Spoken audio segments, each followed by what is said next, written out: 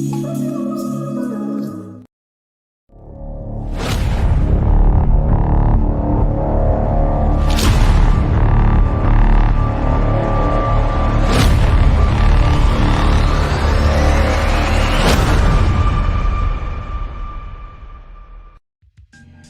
brothers, it's about quality, not quantity. So guys, it should be your conversation, the way you flow, your presence is enough for a woman to want to be around you, not how much money you spend. Dear sisters, it's about knowing your value. My sisters out there, don't be afraid to scare a guy off just because you have standards. Dear brothers, dear sisters, it's time to come together. All right, my people. Welcome back, man. We've been going for a minute, but we want to welcome you to the most mature podcast pertaining to relationship topics. I'm your host, author, relationship advisor, Tremel Lawrence. And listen, I am here with my partner, my ace, the accountability coach, Carl. And listen, right now we are live. That's right, we are live. Facebook Live, YouTube Live, and we appreciate you joining us on this beautiful evening. Listen, and to those who are watching on YouTube, just make sure you hit that subscription button. So not only you'll be notified about our show, but you'll also have the pleasure to indulge yourself with our previous episodes. And this also helps out with the channel. So your support is greatly appreciated. But my brother Carl, first with you, man, I just want to congratulate you on your book and the success you're having. So please, my man, tell the people about this amazing book, what it's about, and tell people where they can get it, man, because this is huge, my brother. This is huge. Yeah, so I appreciate it, brother. I'm glad to be back. I'm excited. We're gonna finish the last quarter strong. But this is the book I was blessed. You say you love me, but do you respect me? I was blessed to be a part of this book, a collaboration with some amazing men. Just giving respect, just from a male's perspective. And I tell people this off the back: it's no bashing and nothing in it. It's just how men view respect in relationship and how we differ from. And you always hear it as men: we value respect over love. And it's dynamic. It went international bestseller. The first night, we were #1 for several days, and continuing to stay up in the top numbers has continued to go. And I said, blessed and fortunate, and I've shipped out my first shipments, and I've got more going out. But if you would like to purchase a copy, and I'll keep it easy to, and I will still continue to autograph the book for you personally. If you go to www.coachingwithcarl.com, you can order the book there. And like I said, I will autograph it and get it shipped out to you immediately. So I've got some extras in, not a lot, but I've got some in. So I'll be placing another order. But it's a blessing with this. This is the first of 3 books. Got another one dropping first of next year, and another one going to drop next spring. So and it's been phenomenal. I mean, I appreciate your support too, brother. Damn, man, look at that title. Look at that on the screen, my people, man. Listen, and I just have to say, my brother, it's like when I heard the title itself, the title is very intriguing. It just draws you in, and if you open up that book, it's going to be some nuggets in that book, man. And I think it's phenomenal what you're doing. Also, we have made it a special feature book on dearbrothersdearsisters.com. So go to the website. That is the official website dedicated to healthy and monogamous relationships. So salute to you, my brother, and congratulations. Appreciate it. Thank you. Yes, my man. So now, listen, it is time to pivot to our show, which is titled, how proper courting can lead to marriage, which I'm really looking forward to because, Carl, let's be honest. Listen, some people don't know the meaning of what courting is. Some people think it's subjective. Some compare it to dating, which we'll get more into that. But what are your thoughts on this particular topic? It's definitely, I think what we've done is we've gone through the scope of things and have redefined what the different stages of relationships are. And I think tonight we're going to really dive into what I consider stage 3, and I'll break more of that down as we talk more about it. But stage 3 and what that really looks like, and the importance of it, from a standpoint of, going from I'll throw this out a little bit. When you're courting, you should be taking it to a place of birthing your marriage from courting. So, but we will dive more into that later on. Facts. Listen, before we go further into it, I won't even call them guests no more, man. Family. Before we bring family into the house, sit them on the couch, have them sip some wine with us, man. Let's first just pull up a couple of comments because they're enjoying the show, they're watching. Let me just pull up. Naomi said, I want that shirt. Hold up. Let me just there is, I do have a line of shirts that will be available to market starting next month, so just stay tuned on that. So absolutely, I will definitely have that on my website. Lead her ship, man. Leadership. And another one. I want my 10%. I'm kidding. So what's going on, Dr. Latoya Watson? She's one of our other family members. Listen, and before we bring our guests to the studio, I know some people are curious. When you say lead her ship, what does that mean to you, as a man, especially as a successful brother such as yourself? What do you mean for the brothers out there that don't understand? What do you say again, Mel? Lead her ship, that title. For the brothers out there that don't understand, they're like, lead her ship. You know what I'm saying? So just give us a quick synopsis on that meaning. Real quick, yeah, lead her ship. You got a woman, she's going in direction. How do you lead her? How do you lead her ship? And so the leadership part, you can't lead a woman if you have no idea where you're going. It's just like you get out in the water. If you don't know how to read the nautical miles, you don't know how to read the stars, the charts, you can't lead. And so her ship will just go in circles until you find a position, get yourself in position to lead her. So now you can't be, we always talk about leader, but can you lead her ship? Can you guide her ship to the destination is destined for? Oh, mommy. I mean, I swear, man, you sure you was not an MC, or were you part of the Furious Five or Curtis Blow? Because you be dropping bars, man. I just don't know. I appreciate it. Love it, man. Love it. So listen, man, you ready to bring our guests into the studio? Because this is going to be an exciting show, man. Perfect class in session. So listen, our first guest coming into the DBDS Live studio is a sister that's always been very supportive of us. She's very open-minded. She's just full of knowledge. I love her dearly. I want to welcome back my great sister Cameron to DBDS Live. Okay. What's up, Cam? What's up, Mel, Carl? Y'all ready? For season 6? Oh, look at her. Woo. She's already got me hyped. Look, so yes, it's gonna be amazing. I already know it. Absolutely. So tell the people a little bit about yourself, where you're from, and why you're on the show today. Well, I am from Atlanta, Georgia. Check my birth certificate. I was born here, not flown here. And let's see. In a nutshell, I am an author and a child advocate.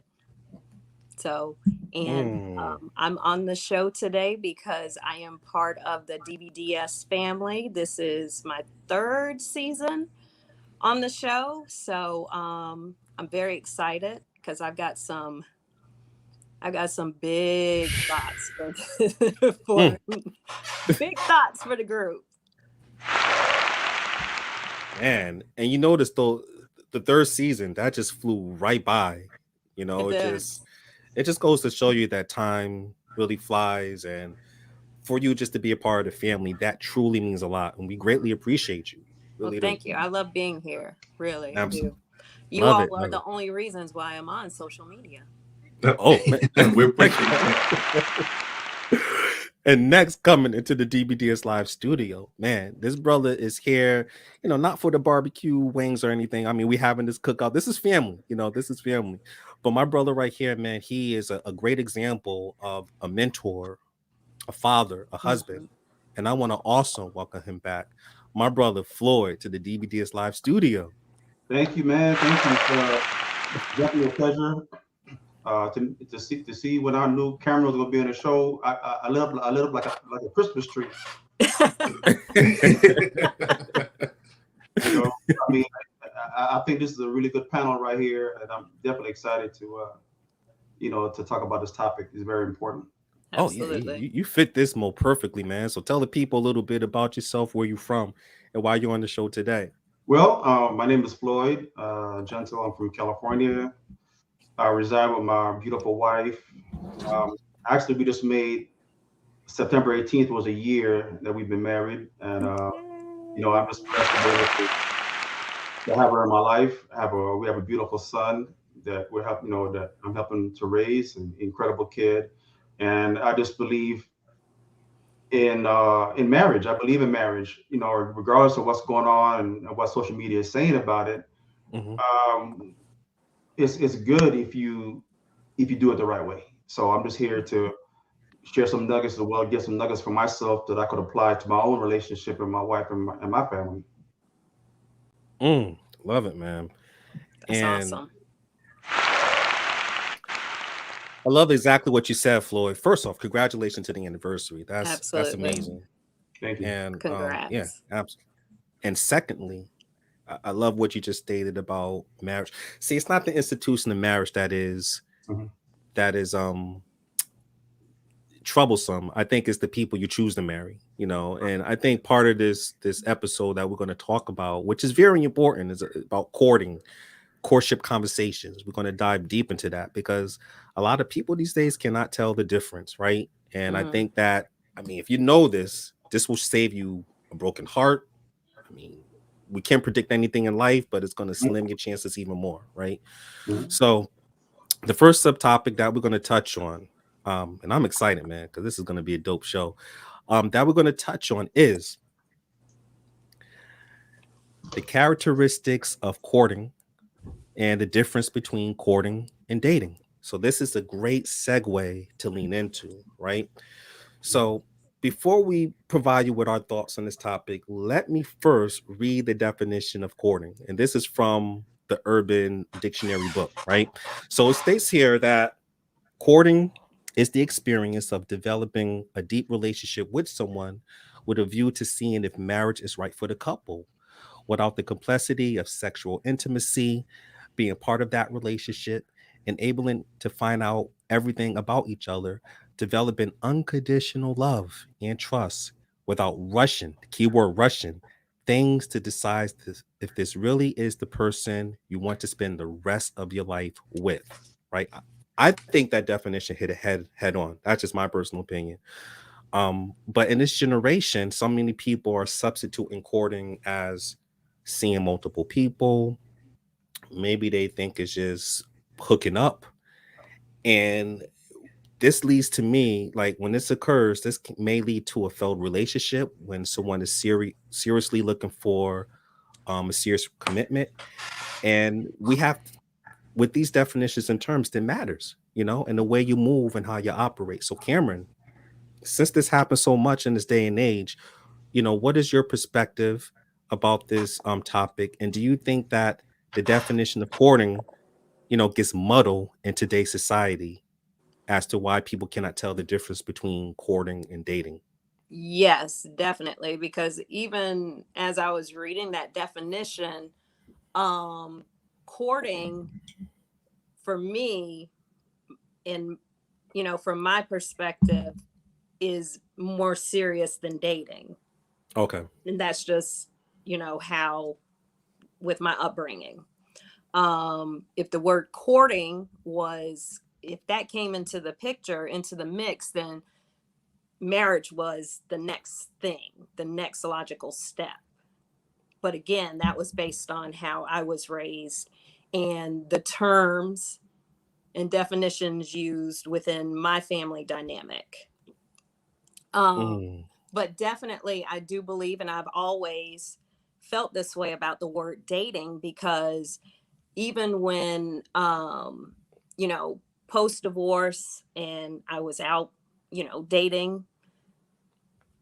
When I would tell men I'm dating other men, some would kind of like, huh? And I'm like, okay, wait, hold on.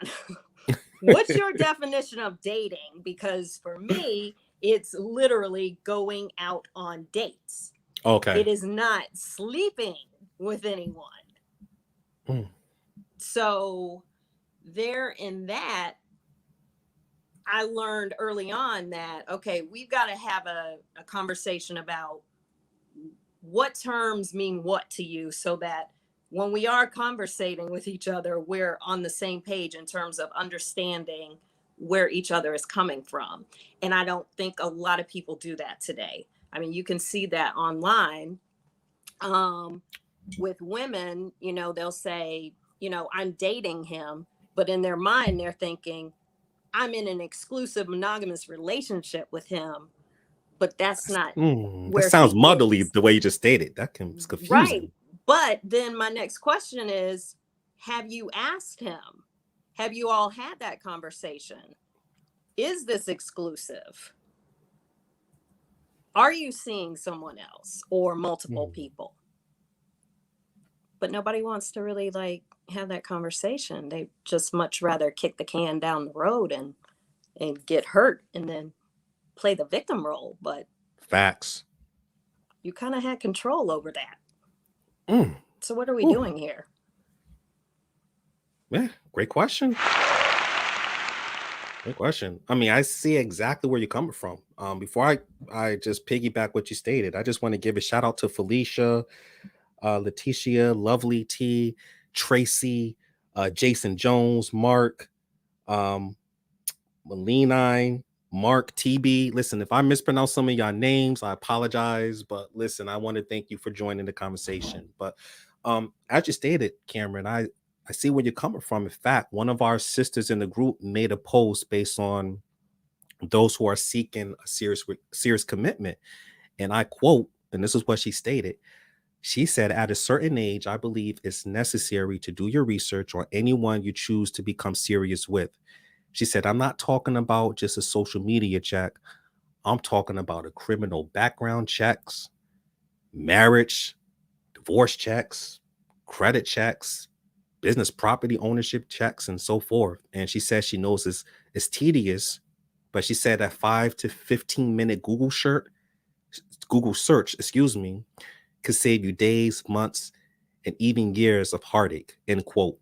So I'm like, after reading her post, do people literally have to go through this just because they're afraid that they're not on the same page with someone else when it comes to courting and dating? Do you really have to go that deep to do all this? I mean, Floyd, did you have to go do this while you was dating, or I would say courting patients? Like, you had to Google search her name and everything like that. I mean, what is your thoughts on this topic, brother? Well, even before I met patients, there were people that I was dating.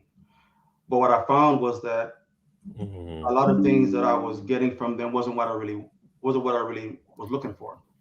So I had to really look. I really had to stop and ask myself, what is it truly that I truly want in a relationship? What are some of the standards, values, and things that's important to me that I find that I'm not getting in these other relationships that I'm dating with these people. So I have to sit down. I sit down maybe like for a whole year and really just ask myself, because prior to patient, I had gone through a really, really, really bad marriage where I wasn't really healed from that.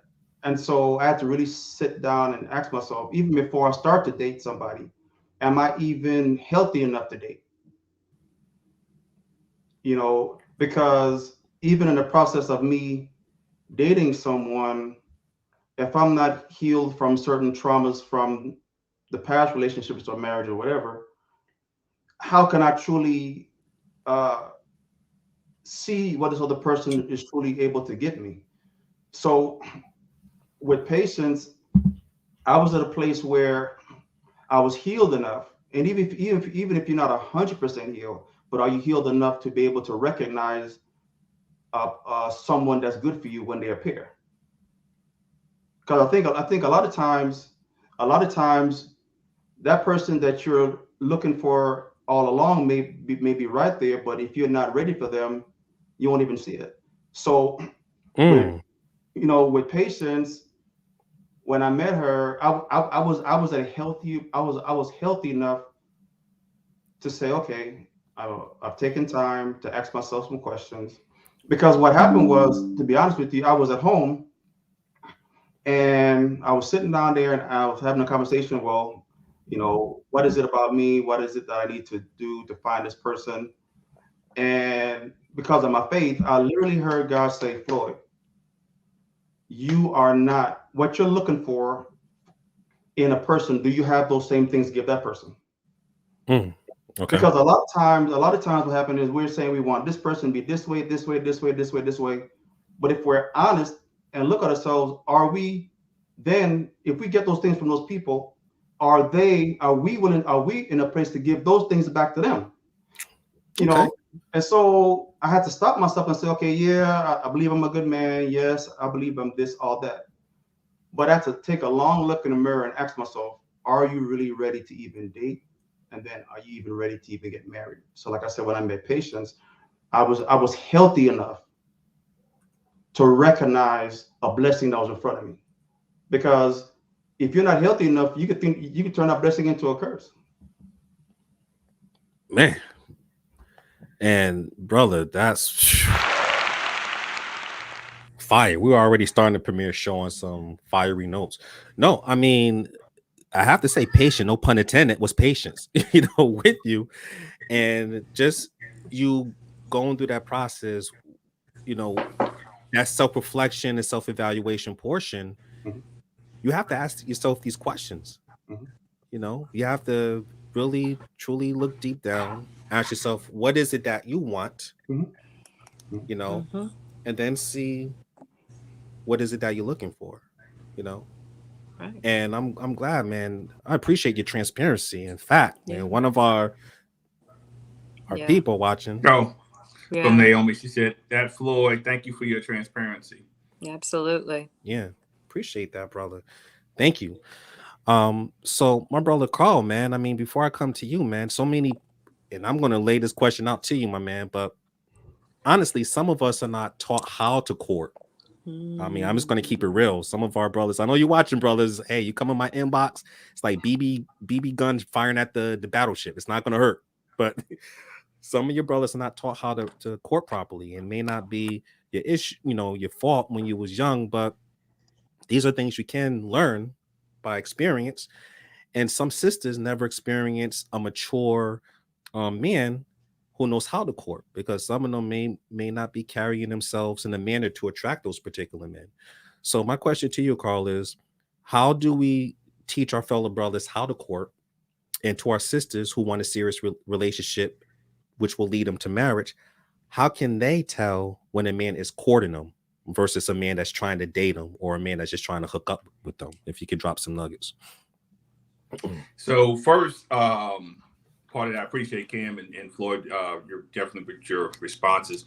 So the first thing for me is, I feel like, and again, I'll take the pushback from it. We need to redefine the stages of relationships. Okay, gotcha. So I feel like, there's 4 stages. There could be a 5th, but it's definitely 4. The first one is the talking stage. You're talking, meaning you're having conversations with different people. You're collecting data. You're going out, coffee, tea, steakhouses, whatever. That's what you're basically doing during that first stage. The next stage really is what dating should be. You're entertaining now one person, and you're putting the other people that you were talking to you're putting them on the practice squad. So they get moved to the practice squad. They're not with the team anymore. They're with the practice squad. Still there. You're not really dealing with them. Practice squad players come in when you need somebody get injured, so then you bring them in, but they're on the practice squad.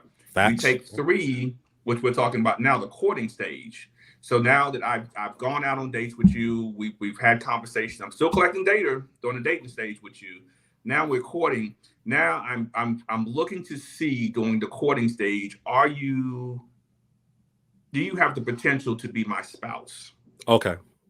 And doing that, there's more questions. These are the tough questions we asked, and this is where we talked about the, like you say, background checks. But you're asking questions. Hey, we both got elderly parents right now, especially the age where some of us are at. If your mom gets sick or dad gets sick or my parents, do they move in with us or do we put them in the old folks? What are we going to do? Those types of questions. We're looking at, both of us have houses. So do we sell both houses and buy one? Do we keep both houses, rent them out, and buy a third house? This is the courting stage. You're trying to see if we're a potential match to be partners during that stage. So Those it's some tough completely questions, man. exclusive. And at this point, the practice squad has been put on waivers. They're no longer even around. They're on waivers. Right. They're gone. So Okay, because you're exclusive in that, fully exclusive in that courting stage. You're talking roles. You're talking roles during that period. You know, do you want traditional gender roles? You know, what is the financial dynamic of the house? Is it going to be he pays everything and she pays this, or 50-50, or whatever the case, 70-30, whatever the case may be? What is the financial dynamic of the household during that time period? You know, what is our ultimate goal in the partnership of our marriage? What are we looking for at that point? So now again, you may get to this point to courtship and the answers are not what you want. They want, you may have to go back and start at square one. But if you got enough data during the dating part, that courtship part moves into the next level. Now I want to stop and pause something, and I want to address something here. Gotcha. And ladies, don't hurt me. Don't hurt me, ladies. I'm not trying to be mean, but this is something I had this conversation with somebody else. The ladies appreciate you, man. If you rush a man to marry you, and he does it before he's ready, it's going to cause a problem. Now let me say something. So we've heard for so many times. Well, let me say this real quick. Number 4 is marriage. So we get to the courtship. The last part of the relationship is marriage, and that's when the real work starts. So everybody thinks you do all the work to get married. No, the real work starts in marriage. We'll do another show on that. But back in this courtship timetable, men were told, oh, he's asking me to marry him in 90 days. We only been together 90 days. I'm not ready to get married. Now it's, well, a man knows in 6 months that he wants to marry you or not. And if he doesn't know in 6 months, he's not a real man, or he's not. And so I want to say this. When we look at the divorce rate the way it is today, and again, 80% of women are filing. And again, I'm not saying they're right, they're wrong, indifferent, but these marriages are ending in divorce. Right. For these men, if they rushed and didn't do the vetting that they needed to, and now because they thought, oh, I was in love with her. No, you were in lust with her. Right. It's a difference. You didn't understand something. So now you have another problem. So now you thought, because when that lust wears off, your eyes are wandering someplace else. And now you're running her ship aground. You let her aground, and now we got another problem. So now you have a divorce.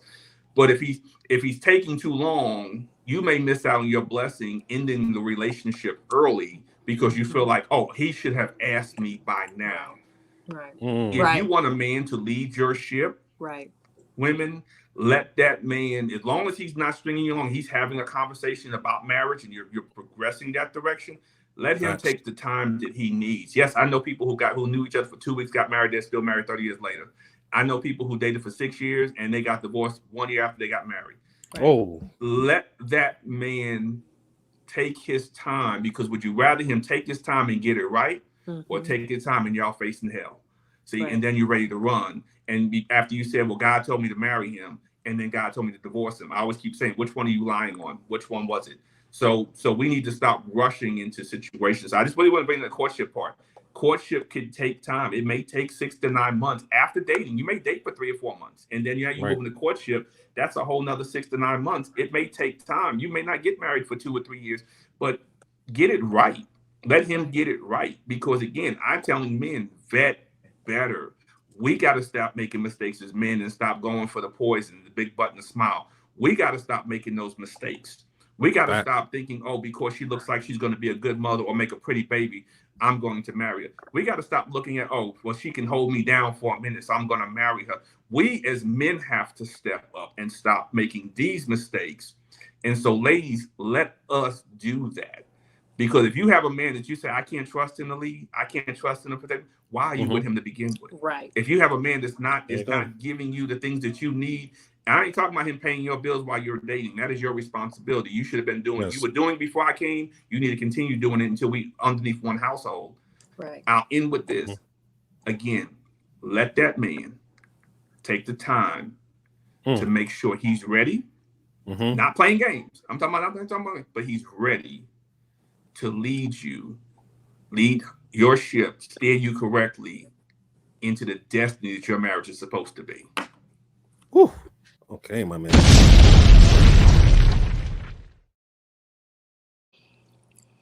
Oh, the studio just burned down. There you go. He was drinking. Carl.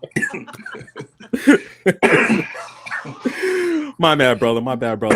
No, I mean, everything you said is right on point, man. There's levels to this, right? You know, if you're just starting to meet someone and you're starting off, and I'm just using this as an analogy, but if you're, first grade, right? You're not going to skip first grade and then try to graduate right away. You know what I'm saying? In between those levels, you got to take your time to get to know someone, to make sure that they do it right, and then make sure that the relationship is all those ingredients that Carl ethically pointed out. You know what I'm saying? So very well said, my brother, because we have to start reframing and reconditioning our minds out there, because it's just so many different false narratives that's being put out there. Right. If you're watching, and I'll touch on this later on, but some of these reality shows, most of them is competition. Most of them is just trying to see if I can compete just to get that. No, that's not courting at all. But listen, the family is watching. Shout out to Jessica. Shout out to my girl Marsha. Shout out to Teresa, Cha girl. Make sure you share this episode. I'm going to go ahead and bring some comments in because the show is lit. Okay, so let's go to the first comment right here. Okay, so first one I got here from Latoya. She said, "It's good to see y'all back." Hey. Salute. We're going to have you on that show, Latoya. Thank you, my sister. Next one. Facebook, you got the hands up, the praise hands up. Okay, he's passing. Yeah. So right here. Do not be standoffish as a man. Court a woman properly. Women need to feel protected. So show her interest, maintain rapport. Yes, we rapport. And by texting and calling, but don't text and call too much. Act like you care about her if she's all right, etc. But if you have a busy life and things to do, that is the key. Okay. And what you were saying, Carl? That's deep with fire on it. Oh yeah. People Latoya, are hand clap. Fire. Another fire. Diamond. Listen, I cannot put more firebomb because we just burned the studio down. I'm not trying to burn the people, man. That's one. Hey, Cameron, love that you're holding it down for the ladies from the toilet. Yes. Very well said. Listen, also wanted to do something new for the show for the season premiere. Now, I know we take comments from live people, but to those that are part of the DBDS group, we also going to start sharing your thoughts up here so you can see it live while we do our show. So I'm going to just pull up one for the time being, and then we're going to take a quick commercial break. Okay, so here we go. Y'all do what y'all want. I need a minimum of 2 years under the same roof before we talk marriage. You got to see folks do multiple seasons, multiple trials, and multiple triumphs. Wow. So before we go to that commercial break, first I'll start ladies first. I'll come to you, Cameron. What are your thoughts on what our brother said in the group right here? I mean, he hit the nail on the head when he said, y'all do what you want. I need. Okay. So, for him, what works for his house is a minimum of 2 years under the same roof. And that's fine. Okay. Go for it. What's good for the goose is not necessarily good for the gander. But, just to kind of parallel to that, I did not live with my children's father before we got married. We were engaged within 9 months of meeting each other. However, our engagement lasted for 13 months because I did have that mindset. Like, I've just known you for 9 months. And part of that was the talking, dating, courting phase. So really the engagement was the courting. So And, you know, and I'll never forget my grandmother saying, just because you're engaged doesn't mean you're going to get married. Facts. Very well said, my sister. Lloyd. So what you think of this comment? I know this is his brother's preference, but do you think that, you know, for those that's in the market looking for a serious commitment or leading to marriage, do you think living together 2 years is the minimum because you really get to know who that person really is? Do you think that's necessary? Do you agree with? No. You know, I think that's what he says he needs, but I think personally for myself, when I met Patience, it was important for me because I had dated prior people, and even though I believe that I was at a place where I was healthy enough to be in a relationship, I was dating people that they weren't ready. And how I knew they weren't ready, it was because I had done enough work on myself to recognize areas in the other person where they wasn't healed in. And because I know I had done so much work to heal myself, when I met Patience, everything was good, everything was easy, but I still needed to see her consistency. So, I think we dated like for 7 months. Right. But you know, like they say, when you first meet somebody, you meet their representative. Then later on down the road, you meet them. So, and I think a lot of times we forget the people that came before we finally say I do to this person. The mistakes we made, we bumped our head with this one, then we bumped our head again, and we bumped our head again, and we keep on bumping our head. At some point, when you realize, wait a minute, let me stop and see exactly what is it, because there's something about you that you keep on attracting the same type of individual. You're the common denominator. So even though he said what he said, when I met Patience, 2 months later she was still the same. 3 months later she was the same. Gotcha. 4 months later she was still the same. 6 months later she was still the same. And we've been together almost 3 years, and she's consistent. Because one thing that the issue I had was a lot of people that was said that they may have liked me or wanted dated me, they weren't consistent. You know, in the beginning they were very respectable and loving, and but I met grandma, but then later on I started realizing, wait a minute, your ears look kind of sharp, but you have fangs coming out your mouth now, and Man. and I'm like, wait a minute, This is Twilight, man. What you who is this person? The person I'm meeting 6 months later is not the same person that I met before. Oh, okay, man. And so, we didn't move in together right away. I kept my place, and I was coming over, spending time with her. And then once I saw that she was consistent over a period of length of time, then I said, okay, now let us talk about marriage. Right. Yeah. Very well said, my man. Thank you for sharing it. Appreciate your transparency.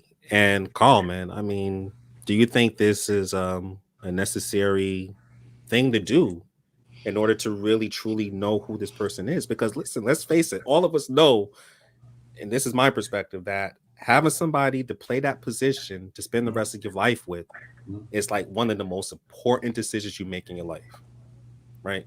So, Carl, what are your thoughts on this comment right here? Yeah, I mean, whatever floats your boat. Gotcha. But I'm just going to say these 2 quick things right here. When you make that decision to do that, who's giving up what?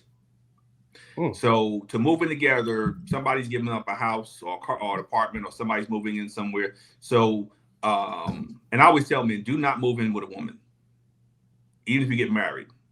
She rents that house out, you buy a new house. It's not about power, it's not about control. What is a man? There's a dynamic, and I don't want to get into that right now of things, but it's just out of respect. We need to go ahead and get a new home and move from there. But if you both move in together, who gives up what to do that? Now you see what I'm saying? Who's doing what on that? The last part is there's no real commitment, because I can still, even if there's a struggle on paying bills or there's an issue, because in the back of my mind, I know I have an out because I don't have to divorce you. I can just Right. leave. I can still fake the funk. I can still put a smile on my face as I plot to leave. See, so you don't really know how this person is dealing under trial and fire until there's that your name is signed on that paper, the real paper that gets a seal on it. So it's a different behavior when you're married than it is when you're dating. So if you are even if you're courting each other, living under the same roof, you're still not seeing the actual person who, when they realize I got to spend $20,000 to get out this situation now, out this marriage, that's when you see the true person you're dealing with. That's all I got. Okay. Yeah, man. You want a soulmate, not a roommate. You know what I'm saying? So that sounds like just putting a lot of conditions right on something, and it's kind of like, okay, I'm just gonna kick this can down the road and see how far I can get it to go. I mean, but hey, you know, if that works for you, go for it. I would love to hear your engagement marriage story after that 2 years of living together. Yeah. I mean, personally, I don't think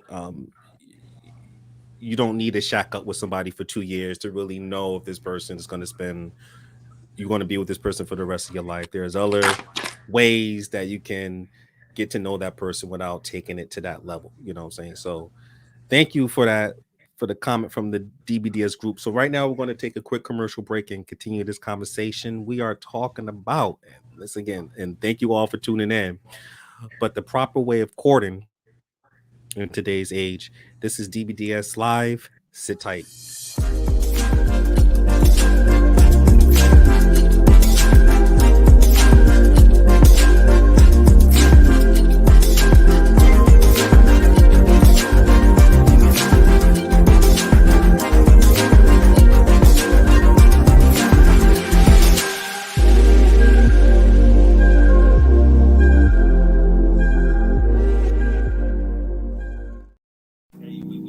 We talk all the time, and you know, and really, man, I just give much love and appreciation to you for founding DBDS and starting it, man, because it's not normal.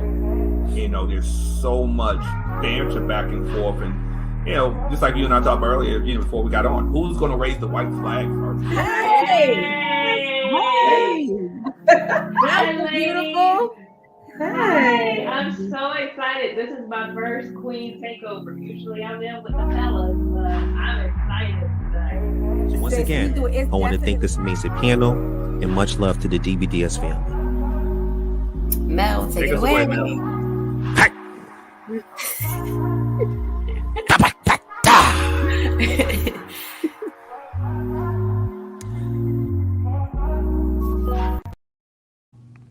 My peoples, welcome back to DBDS Live. Thank you all for joining us on this beautiful evening.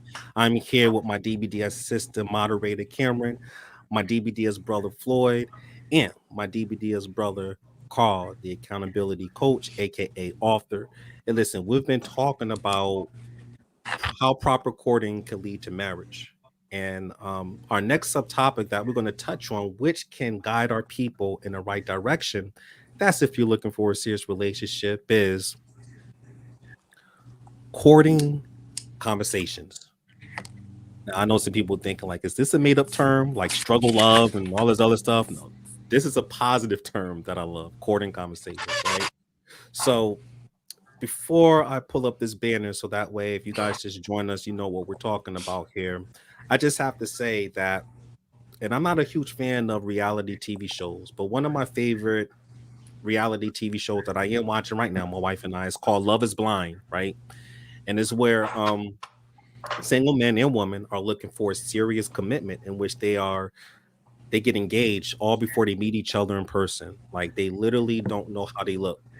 And personally, I think it's this show kind of provides a good example when it comes to courtship conversations based on, letting your guard down and looking to see if you have similar values, as Carl and everyone stated, and also to see if you have a mental, spiritual, and emotional connection with the other person.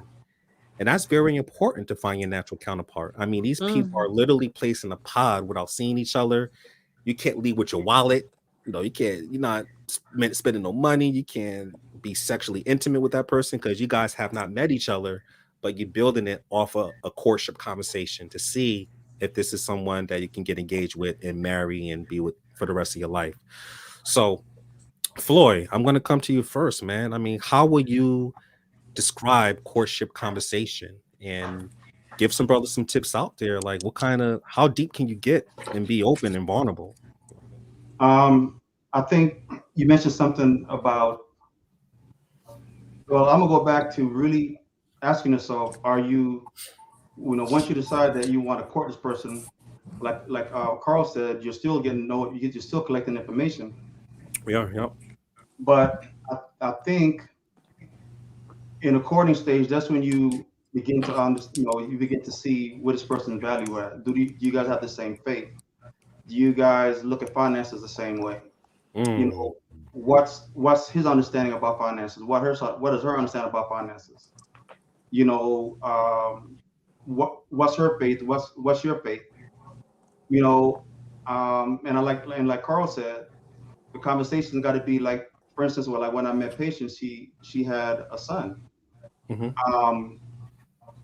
Now that I'm in your life and I'm also in his life, how much leeway do I have in actually helping him to become a man? Because I know a lot of times, a lot of guys, the issue that they deal with is, you want me to be in your relation, you want me to be in your life, and and help you pay the bills, stuff like that. But when it comes to raising your children, I don't have that much say so. I see what you're saying. So again, if we get together and now we're talking about marriage, what is it going to look like for me to, can I discipline your son? Can I talk to him? One of the things that Patience has done, and she's always done, is because in the dating stage, just as much as she was trying to see if I was consistent, and I was trying to see if she was consistent, she also saw my consistency with her son. So she trusted me enough to say, okay, now if he's going to be talking to my son, what type of character does he have? What are his values? Because this is the same type of character that he's going to transfer onto my son, same values that he's going to transfer. But once she recognized that we had the similar values, she said, okay, now this is someone that can speak into the life of my son. She has never ever interrupted us when we're talking, because of the person that I presented myself to be up front while we were dating and we were having conversations, and how she saw me interact. And I think also her son, because children are a good judge of character. And if he felt some type of way about me, she would let him know. But like, again, the conversation that we had in those 6 to 8 months that we're getting to know each other, I saw where she was consistent. She saw where I was consistent, and then eventually that led to me saying, okay, now this is a person that I could marry. Because for one thing about Patience that I knew for sure is that my heart could be safe with her. And I think most men, when they're looking at someone, because the people that I dated here, they were beautiful, all that stuff, but what made Patience different from everybody else was that I knew my heart could be safe. Gotcha. And I wouldn't have known that if I didn't give her that time period to see if she was consistent. And as a result of me giving her that time, I'm like, okay, this is the same woman I met a month ago. Said, oh, wow, she's going pretty strong. 3 months later, still the same. She ain't changed. As a matter of fact, she showed more of her character during that time. Because when you're dating someone, or even when you're still courting, more and more of who that person is going to come out. They can't hide that for too long. So, like I said, once I got to know, me getting to know Patience, giving her that time, she was consistent. Man, Yeah. Appreciate that, brother. Man, Yeah.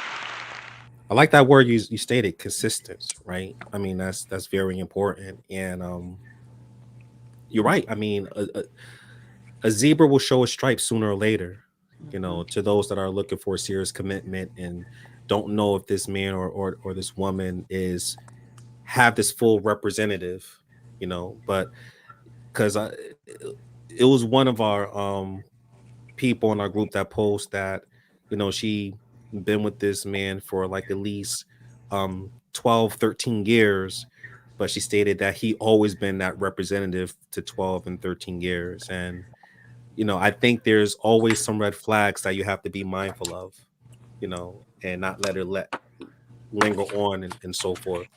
But Cameron, I'm gonna come to you. What do you think from a woman's perspective? What do you think a woman who is looking for a lifetime commitment prefers to talk about when she is getting to know someone, especially in these deep level conversations, not that WYD, like what you doing, or you know.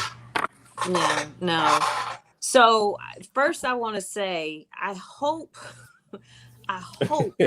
people who are listening to this are picking up what has been put down tonight, because a brother Floyd has literally given you all a master course in how to do the inner work before you go back out there to date, especially after coming off of a divorce or a long-term relationship, breakup, heartbreak. Like, he's giving it to you.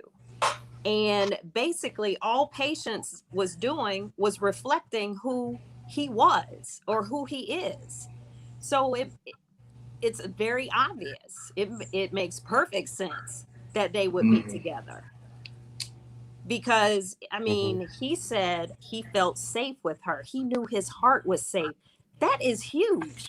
And Yes. as a result of that, he became a soft place for her. He said, over time, I saw how she opened up. Facts. Yeah.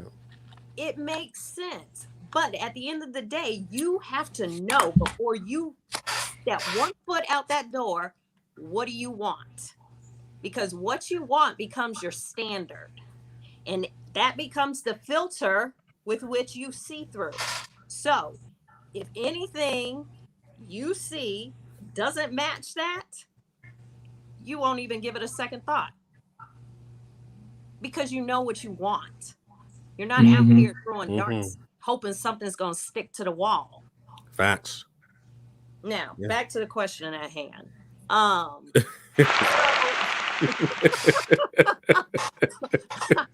I'm telling y'all, this season is gonna be something else.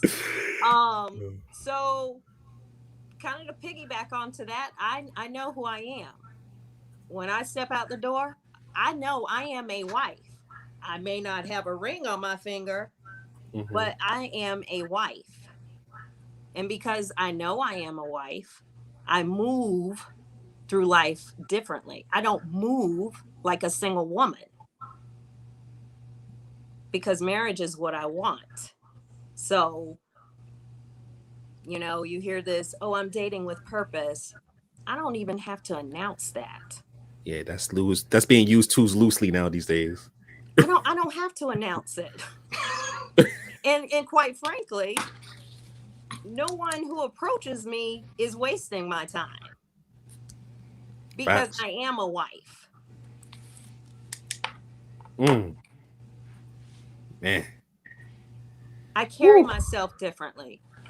Social media, y'all can find me on Instagram. I'm barely on there. Cameron _ not _ Carmen. Who you see there is who you meet in real life. There's no catfishing going on here. Even on Facebook, same thing. Who you meet online is who you meet in a real person. I'm not out here trying to fake the funk. I am consistent. So if anyone tries to do any kind of research on me, yeah, when you meet me in real person, oh my gosh, you're just like on Instagram. Yeah, I know. You were expecting something differently? You know, but, you know, in terms of conversations, I don't know. It just goes back to, I don't really have to do a lot of filtering, if that makes any sense, because of how I carry myself. So it's kind of like real recognizes real, Right. so I don't really have to lift a finger to do much of the, okay, I don't know. So what do you want? I don't have to ask those questions. I just don't. Okay. Very well said, my sister. Appreciate that. Okay. Listen, when the conversation gets deep and they're trying to unravel things, that's when I mean, that's one thing I love about the show I mentioned, because they get really deep and there's no faking the funk. It's like, as Floyd stated, hard conversations. Like, if I'm the father, would I be able to discipline? Are, are you do you want to have children? These are like some people may be like, oh man, those are some hard questions. Why were you? But if you're looking for a long-term, healthy monogamous relationship that leads to marriage, these are the questions you got to ask. Simple as that.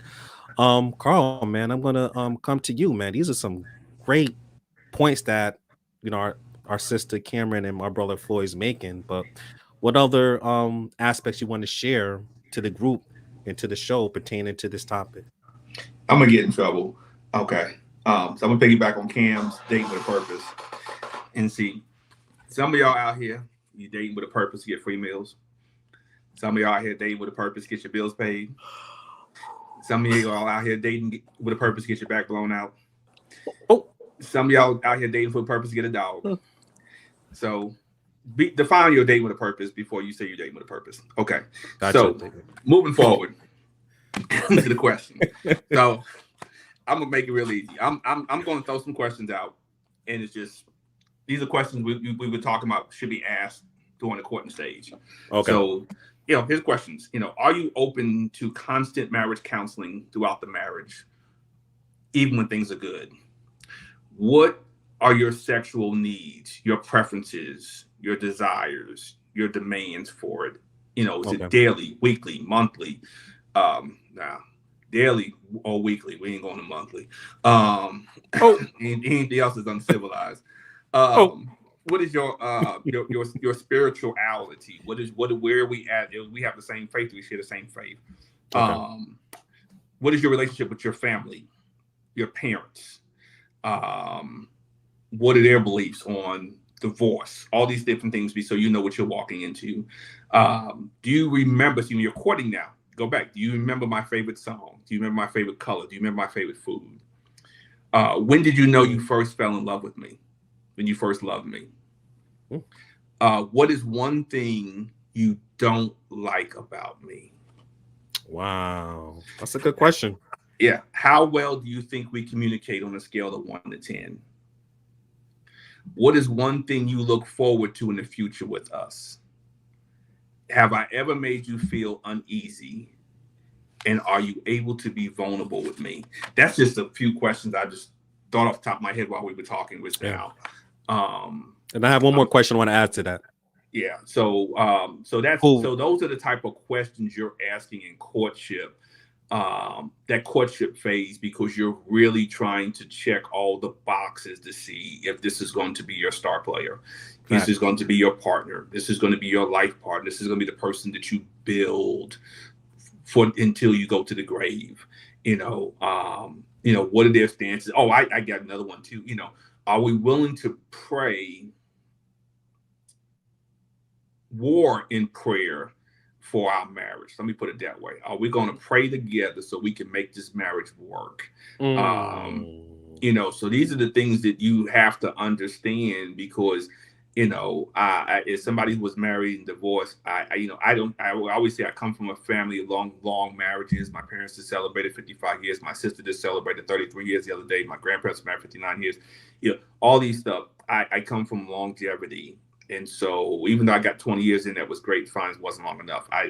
My intention is to get married again and be like Abraham, live to 100, so I can be married for 47 years. So that's my intent. That's my desire. So I need somebody who matches that, not somebody the first sign of a flood, they're abandoning ship. Yeah. Let me lead the ship and repair it so we can do what we got to do. So, but that's all I got on that. Right. Yeah. All right. And before I come back to my brother Floyd, because I know he wanted to ask something else, one more question we got to add in there. Who is the better singer group? Boys to Men or Jodeci? And if you can't answer that, you're not my wife or you're not my husband. I'm just joking, guys. No, I'm serious. I seen a post in there. Somebody was saying like, listen, Yeah, I Jodeci saw is the somebody better post that singer earlier. That's group. why I'm laughing. Wow. Jodeci, if you don't know, Jodeci is the best I singer saw group somebody over post Boys that. to Men. Okay. Wow. Anyway, so go ahead, my brother Floyd, man. What? I know we're gonna get the comments. People gonna be like Jodeci, Boys to Men, Jodeci. But go ahead, Floyd. Well, I like Jodeci myself, so. There you go. But you know, Cameron said something so important, and I think that I really like how she said that you can look her up. She's the same. I think one of the things, okay, if a woman says, okay, now I'm ready to court a marriage, what are some things that you need to get rid of? Maybe that the hoochie dresses in your closet. Do you need to go through a closet? Do you need to go through your closet and check to see if what you say you're looking for, are there some things in your life that need to change in order to be a wife? What's your attitude like?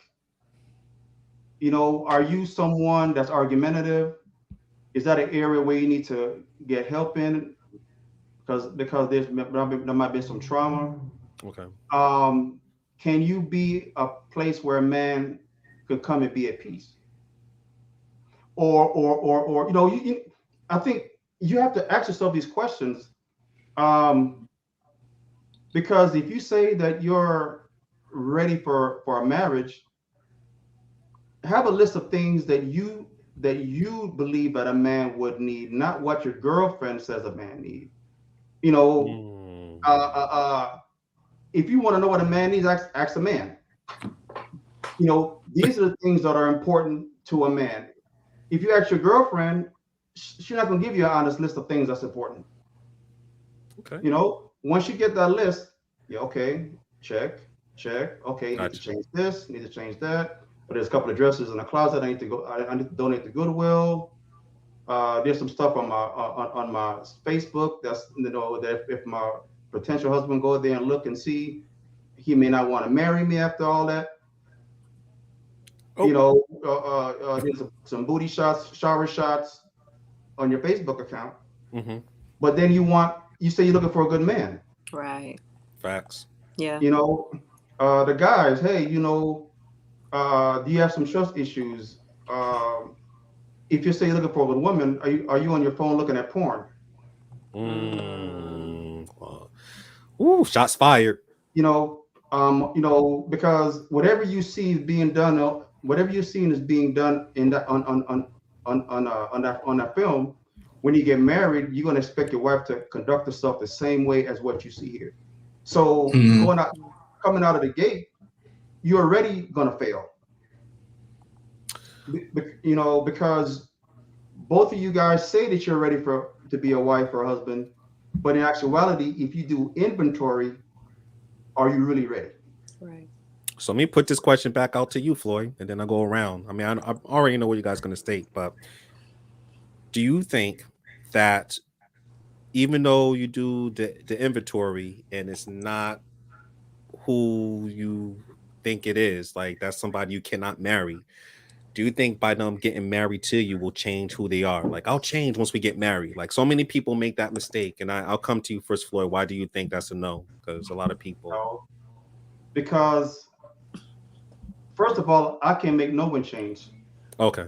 That person have to first they have to address the things that they need to change. I can't, you know, because I can tell you these are areas that I feel that might be detrimental to our relationship or our marriage. But if you think that you're okay, there's nothing I can do about it. You know, you have to be willing to say, like for instance, there's some things about myself I needed to change. Okay, I needed to really just be more dependable, and I needed to look at some areas in my life where if patient says some things to me, and I recognize I was a trigger, let me instead of me reacting, let me go back and see what is it that she said that's make me so uncomfortable that now I need to go do some more inventory and say, wait a minute, I know that this person would never say or do anything maliciously to hurt me. So what is it about what she said that triggers something? Okay, wait a minute, because everything that she showed me doesn't prove anything in a threatening way. So Gotcha. then why am I looking at it in a threatening way? It has more to say about me and areas in my life that still need to be healed Yes. Yes. than her. Absolutely. Absolutely. Facts. Absolutely. Yeah. Yeah.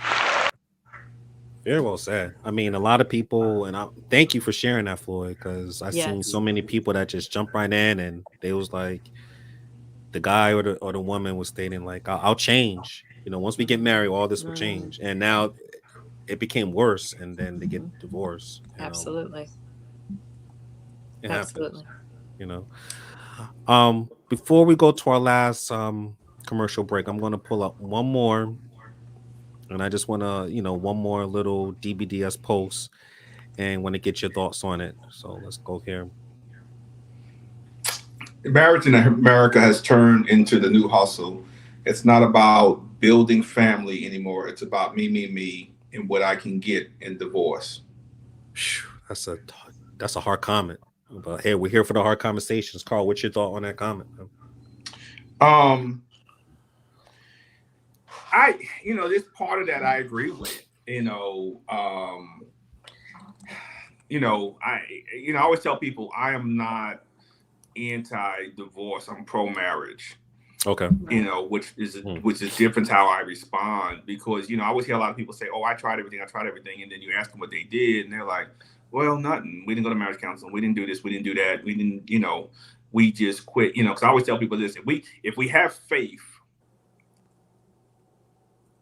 in a higher power to heal us or a family member when we're sick or going through something, protect us, how do we not have faith that our relationship can be healed and protected and restored? You can't, you're spewing fresh water and salt water at the same time out the same faucet. But I just be like I said, this is an attack on marriage, because you think about it, a marriage done correctly, and it can always start out fine. But I remember this pastor said, I wish I could remember his name, and he wrote a book called Side Chickology. Phenomenal book, phenomenal read, and it talks about why men and women cheat. But it was phenomenal. But he said something. He said, but if you're married, and my bishop said the same thing too. He said, if your marriage is never touched by fire, you're just in a relationship. He said, the moment your marriage is touched by fire will determine what you do. And he said, a lot of times marriages go through fire, and when they last through the fire and come out and the ashes fall off of them, now they're shining and glowing, and nothing will touch that marriage, because there were things that you missed. There were things that you don't see in the beginning. Sometimes you don't understand how you're going to deal with something. Right. And coming through on the other side allows you to get to that place. So there are people, though, who will get married and they'll look at it and they're out the first time. Something happens and they're looking for what they can do or what they can get.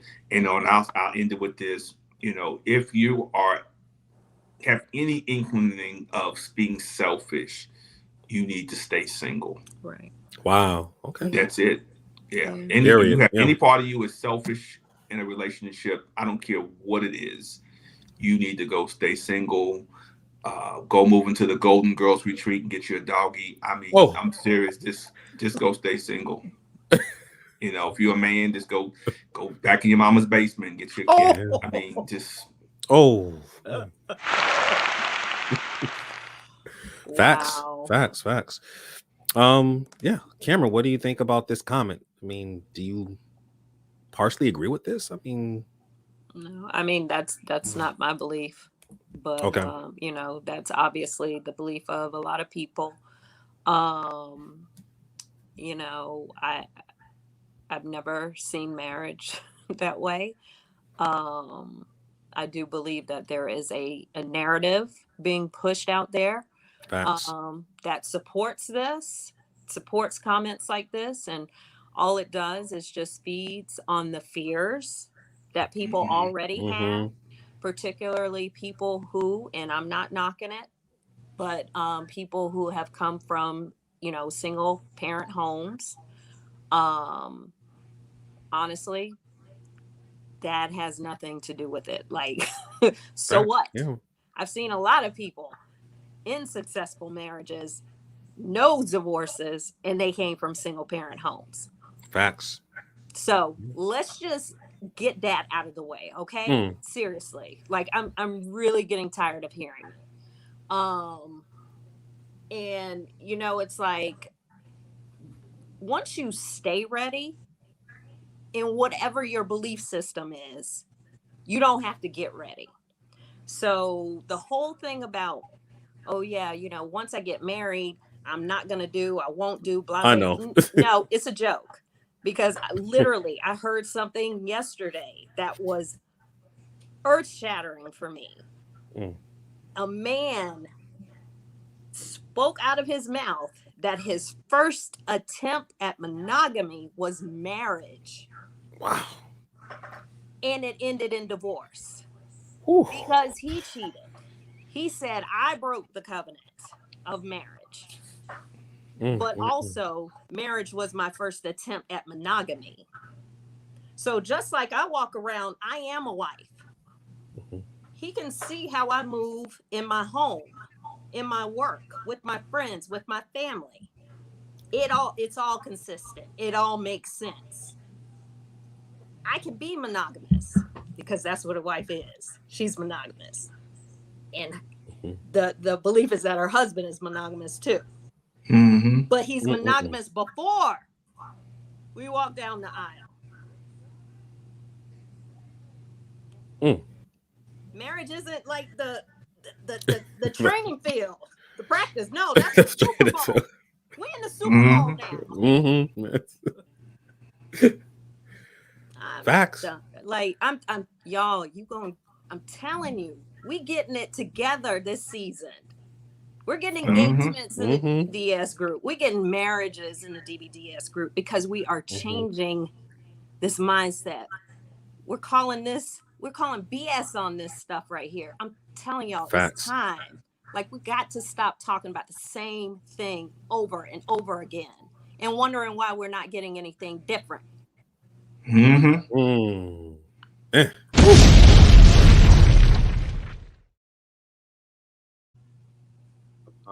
Ryan, if you're watching the show, gotta come on, man. Don't be afraid. Come on, Ryan. Don't be scared. We got your back, Ryan. Trust me. Yeah, we got you. We have your back. Come on. This man, don't worry about it. Now if you bring up Trump or anything like that. But come on to the show. Okay, Ryan. Floyd, what are your thoughts on this comment right here before we go to that one last commercial break? Man, Cameron struck a match on that one. You have to call the paramedics, somebody. But I think, we have to stop looking at how the world is portraying marriage. And like Carl said, ask the question, what is? Right. What is marriage? Because for a lot of us, we really don't know what that is. Many of us are coming from multiple divorces that we've seen in our family. And so now you're tainted that. And some people say, well, I've heard people say, well, the reason why I'm not getting married because I don't want to curse it. Because I've seen so many divorces. Okay, but then why not look at those divorces and find out what they did wrong that caused them to divorce? Okay. And do the opposite. Right. I think like Carl said, if you're not willing to make a commitment to another human being and realize that that's the most selfless thing that you can do is to commit yourself to someone else, then don't get married. Right. Spirit, yeah. If you're not ready to be in a relationship, don't even date. If you're not ready to take the next steps to go, into marriage, then don't date. I think one of the things that help my wife to see that if something happens to her, I'll be there. We went on a date, our first date. We went to the movies, drive-in. I paid a ticket, got to the drive-in. She started throwing up. Mm. Now, being the person that she is, she said, I said, babe, are you okay? She said, no. She kept on throwing up. She said, I said, we got to leave right now. I want to make sure that you're okay. She said, no, you paid for the ticket. And I said, no.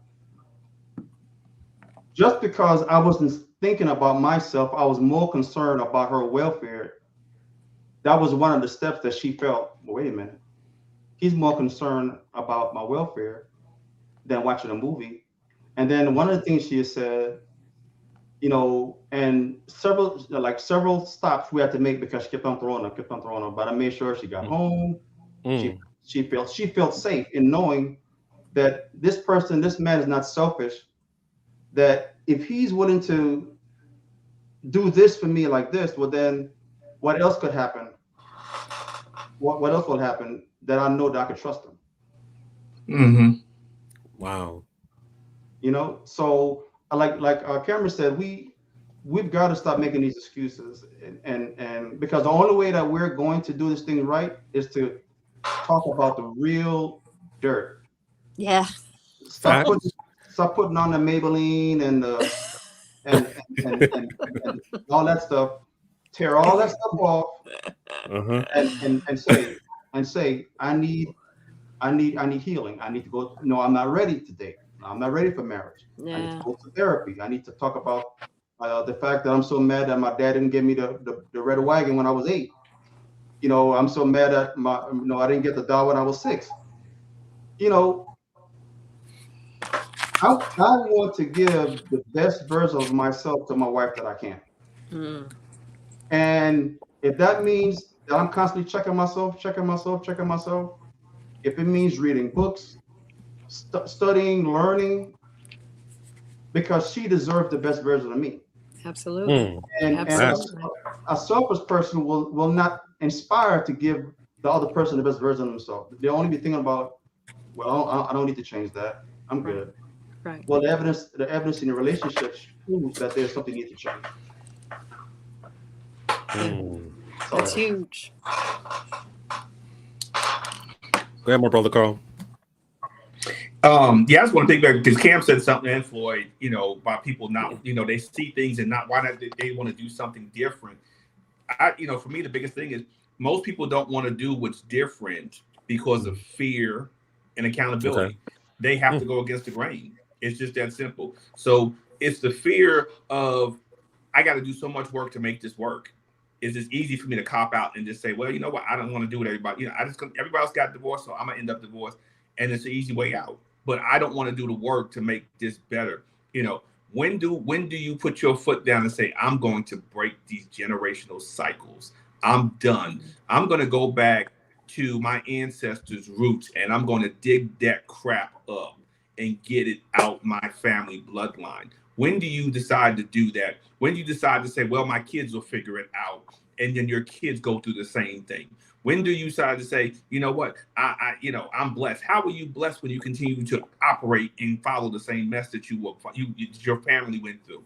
It's time to change. Like Cam said, it's time to change the narrative. It's time to stop accepting mediocrity, wanting prosperity.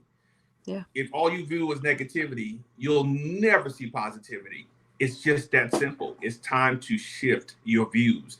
If you can't shift your views to see pluses, all you're going to do is be subtracting yourself from society. Yeah. Very well said. Yeah. Well, very well said, man. I mean, before we go, this is a premiere, so I don't mind going. Thank you all for continuing to watch the show. I see more people coming in. My goodness, man. You guys, black people time. Come on, man. 6. But shout out to D, shout out to Lydia, shout out to Kenya, Maya, D Fruit. Yeah, thank you all for joining for this amazing show. But I seen one of our posts in our group, and it was stating it was a great question. They was asking, is it designed to make you happy? Marriage itself. And I see a lot of people that said no. There was a couple of people that say yes. And I just want to come to you first, Cameron. Why do you think marriage is not, because I don't think happiness is not 24/7, right? So, but I want to hear your Right. thoughts on this. No. So if you are walking around with this vision that marriage land is synonymous with happy land, you would be very disappointed. Damn. But hold that thought. So just put that off to the side. Marriage land is fulfillment. Marriage land is the soil in which you and your partner plant seeds to produce fruit that you both are on one accord about. It's fulfillment. I mean, that's what marriage is about. Now, back to Carl's point, he said a very nasty word, or so a word that a lot of people find to be very nasty, and that is work. You work on yourself. What Floyd said he did. Work. He isolated himself. These are not things to be afraid of. I promise you, you will have so much fun. You will have so much fun. And maybe work is not the right word, but it's inner awareness, becoming self-aware. Who are you? We were not created to be static beings. We were created to evolve. Seriously. And the more we sit here and talk about baby mama, baby daddy, this drama and the man keeping me down and I can't get up. What? Oh, okay. Yeah, continue to think like that and you'll continue to see that. Like Carl said, as long as you continue to see negativity, that is what you will experience. Manifesting it. So the only other option, if you want something better for yourself, think differently. And I'm going to tell you right now, with marriage, it's not a magic wand, but marriage will expose that 7-year-old child that's inside of you who has been wounded. Facts. Who never got their needs met emotionally, physically, who was probably abused mentally or physically, who walked around telling themselves lies that I'm unlovable, I'm unworthy, I'm never chosen, I'm not special. All of that comes out in marriage.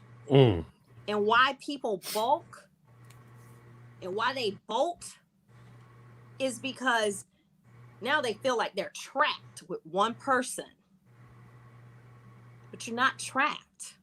You're only trapped in here. That's supposed to be your partner. That's supposed to be your ride or die. Facts. Go to 1 Corinthians. Love. Read what love is, seriously. And I'm going to tell you, if you can't do everything that's listed there, no, don't. You know what? Don't even get in a relationship with anybody until you can do all of that stuff for yourself. Man.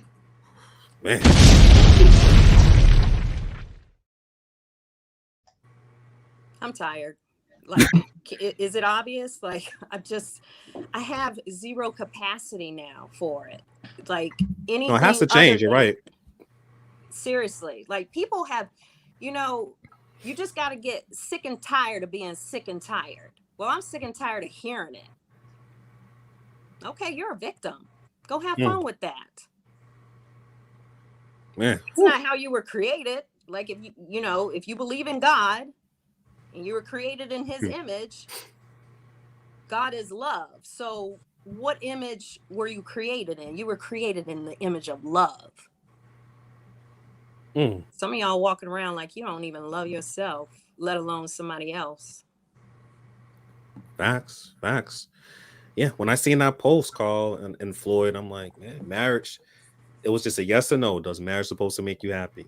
And everyone, which kudos to the DBDS family. A lot of people's like, no, Happiness is not 24/7, because you see a lot of people getting divorced because I'm not happy based on how I feel, and then they out the relationship, right?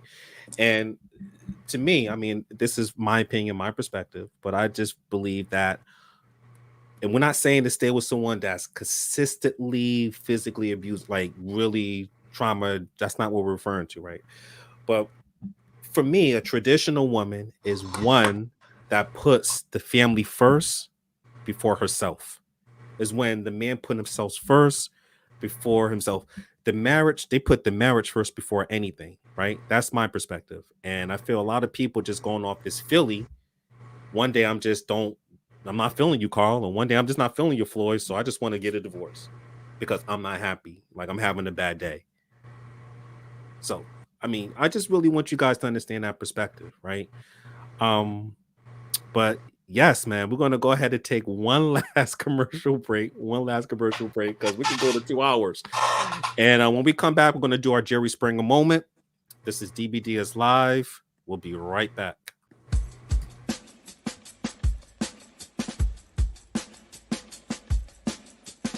So many people are calling for police reform.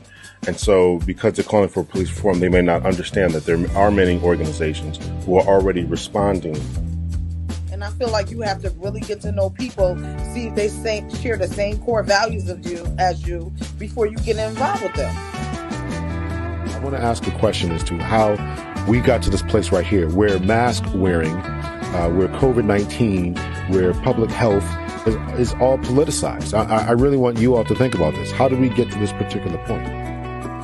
It's really a nice balance when femininity and masculinity can mix together and just create this awesome, experience.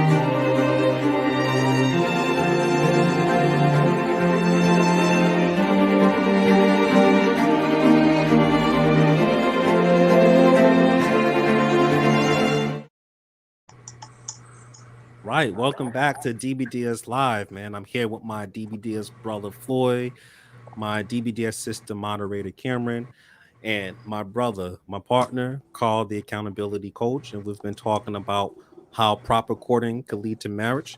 And before we jump into our Jerry Springer moment, my brother Floyd just want to add one more gem before we head right there. Go ahead, my brother. Just piggybacking off what Cameron said, and happiness is something that you have to have already even before you meet that person. It's not my wife's job to make me happy. That's not her job. I should be happy already before I meet her. And like Cameron said, I think marriage, if anything, it turns on the light. It turns on the light for you, so it can expose the dark places in you. And like she said, we feel safe in this relationship until the light begins to expose some areas in our lives where we're not ready to deal with.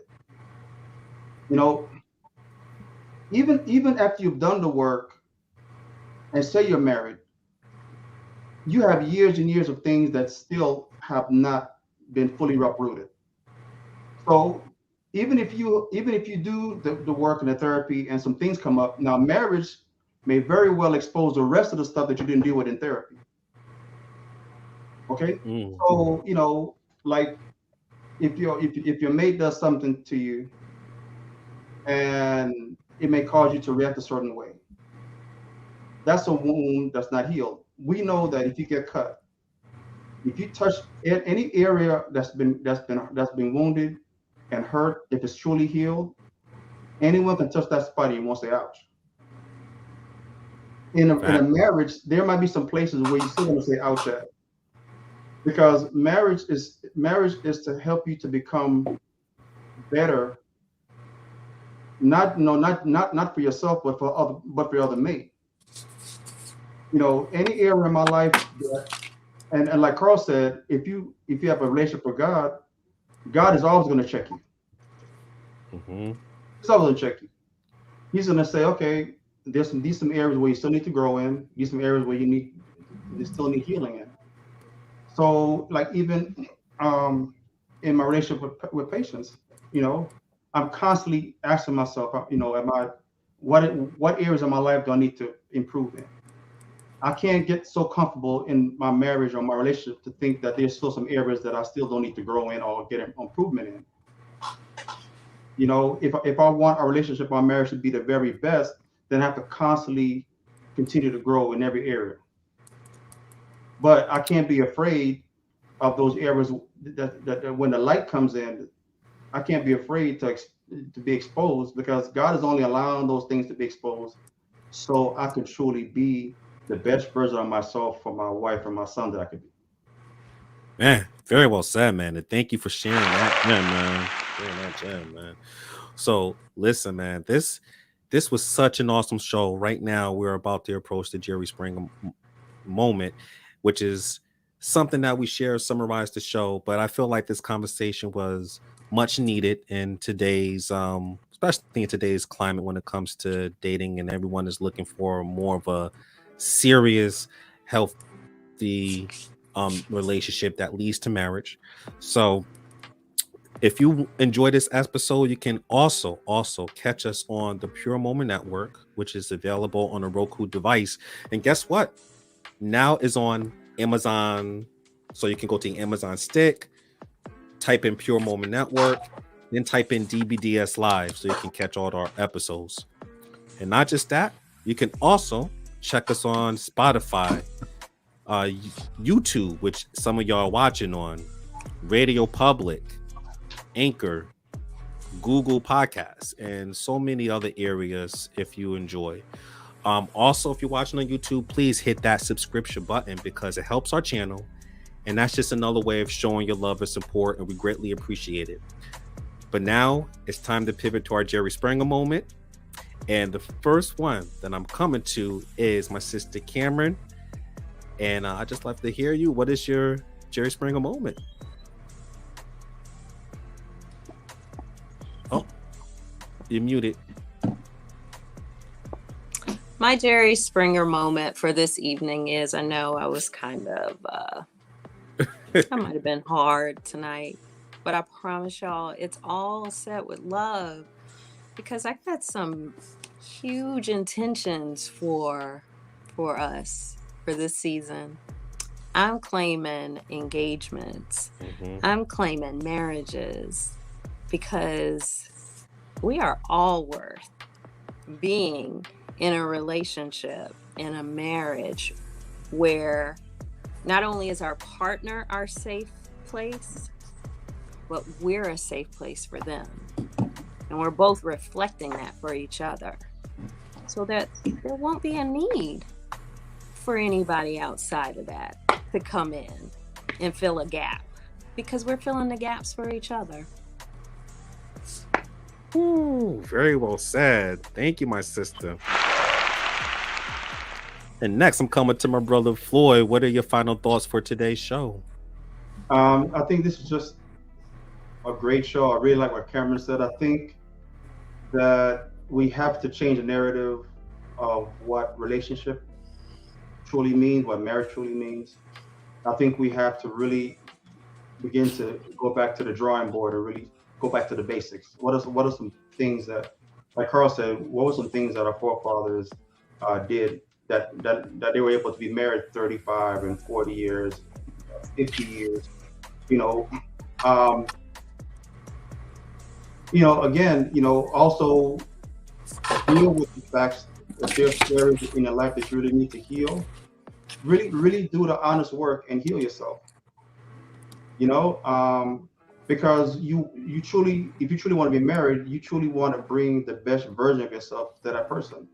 So then you can grow and create something beautiful out of your relationship and out of your marriage.